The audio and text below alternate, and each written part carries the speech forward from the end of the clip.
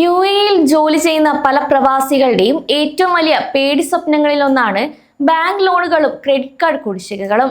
ഇനി ജോലി നഷ്ടപ്പെടുകയോ ശമ്പളം മുടങ്ങുകയോ അല്ലെങ്കിൽ നാട്ടിൽ എന്തെങ്കിലും അത്യാവശ്യങ്ങൾ വരികയോ ചെയ്യുമ്പോൾ പലർക്കും ബാങ്കിലെ EMI കൃത്യമായി അടക്കാൻ കഴിഞ്ഞെന്ന് വരില്ല. അങ്ങനെ ലോൺ തിരിച്ചടവ് മുടങ്ങിയാൽ എന്തായിരിക്കും അവസ്ഥ? നാട്ടിലേക്ക് തിരിച്ചു പോകേണ്ടി വരുമോ എന്ന ആശങ്ക പല പ്രവാസികൾക്കുമുണ്ട്.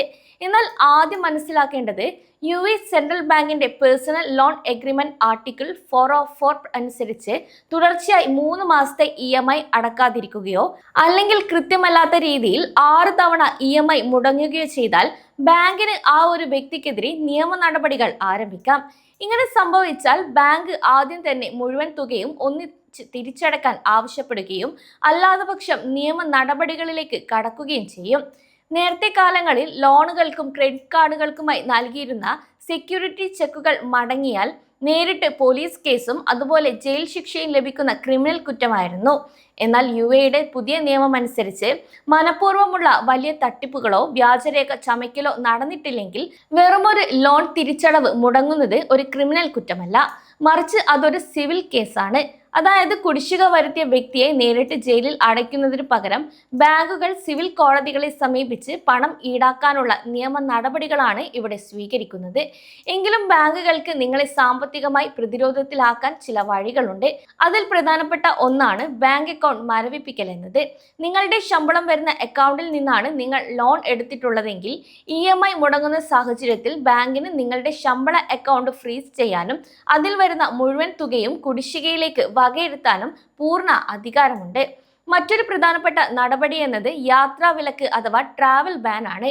UAE സിവിൽ പ്രൊസീജിയർ കോഡ് അനുസരിച്ച് പണം തിരികെ ലഭിക്കാൻ ബാങ്കുകൾക്ക് സിവിൽ കോടതികൾ വഴി യാത്രാ വിലക്ക് സമ്പാദിക്കാൻ സാധിക്കും.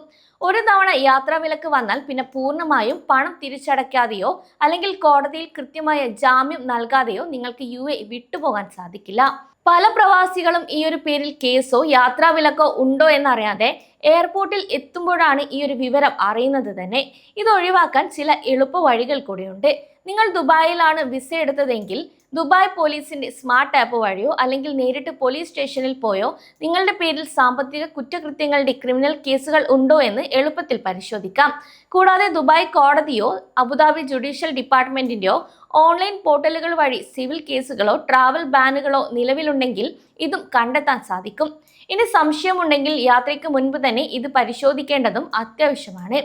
ഇനി ലോൺ അടക്കാൻ കഴിയാത്തൊരു സാമ്പത്തിക ബുദ്ധിമുട്ട് വന്നാൽ ബാങ്കിന്റെ കോൾ കണ്ട് ഭയന്നൊടുക്കുകയല്ല വേണ്ടത്.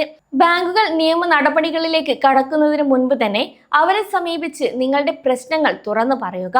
ജോലി നഷ്ടപ്പെട്ടതോ ശമ്പളം വെട്ടിക്കുറച്ചതോ അല്ലെങ്കിൽ ആരോഗ്യ പ്രശ്നങ്ങളോ ആണ് കാരണമെങ്കിൽ അതിനുള്ള കൃത്യമായ രേഖകളും തെളിവുകളും സഹിതം ബാങ്കിന് അപേക്ഷ നൽകിയാൽ നിങ്ങളുടെ ലോൺ റീസ്ട്രക്ചർ ചെയ്തു തരാൻ ബാങ്കുകൾ തയ്യാറാകാറുണ്ട്. അതായത് പ്രതിമാസം നിങ്ങൾ അടയ്ക്കേണ്ട വലിയ EMI തുക കുറച്ച് ലോൺ കാലാവധി കൂട്ടി നൽകുന്ന ഒരു രീതിയാണിത്. ഇങ്ങനെ ചെയ്താൽ നിങ്ങൾക്ക് വലിയ ബുദ്ധിമുട്ടില്ലാതെ ലോൺ അടച്ചു തീർക്കാനും സാധിക്കും. കൂടാതെ നിലവിൽ പല ബാങ്കുകളും ക്രെഡിറ്റ് കാർഡ് കുടിശ്ശികകൾ ഒരു നിശ്ചിത തുകയുടെ തവണകളാക്കി മാറ്റാനുള്ള സൗകര്യവും ഇവിടെ നൽകുന്നുണ്ട്. ഇതിനു പുറമെ കടബാധ്യതകൾ കാരണം തീരെ മുന്നോട്ട് പോകാൻ കഴിയാത്ത എന്നാൽ സത്യസന്ധരായ വ്യക്തികൾക്കായി UAEയിൽ പേഴ്സണൽ ഇൻവോളൻസി നിയമം നിലവിലുണ്ട്. നിങ്ങളുടെ സാമ്പത്തിക നില പൂർണ്ണമായും തകർന്നുവെങ്കിൽ നിങ്ങൾക്ക് കോടതി വഴി ഹർജി ഫയൽ ചെയ്യാൻ സാധിക്കും. കോടതി ഈ ഒരു വിഷയം പരിശോധിച്ച് നിങ്ങളുടെ ബാങ്കുകളുമായി സംസാരിക്കുകയും കടം വീട്ടാൻ എളുപ്പമായ ഒരു സാമ്പത്തിക പ്ലാൻ ഉണ്ടാക്കി തരികയും ചെയ്യും. അങ്ങനെയാണെങ്കിൽ എല്ലാവിധ നിയമ നടപടികളിൽ നിന്നും യാത്രാ വിലക്കിൽ നിന്നും നിങ്ങൾക്ക് നിയമപരമായി തന്നെ സംരക്ഷണവും നൽകുന്നതാണ്. UAEയിൽ ലോൺ തിരിച്ചടവ് മുടങ്ങിയാൽ അപ്പോൾ തന്നെ പോലീസ് നിങ്ങളെ അറസ്റ്റ് ചെയ്യും എന്ന ഭയം ഇനി വേണ്ട.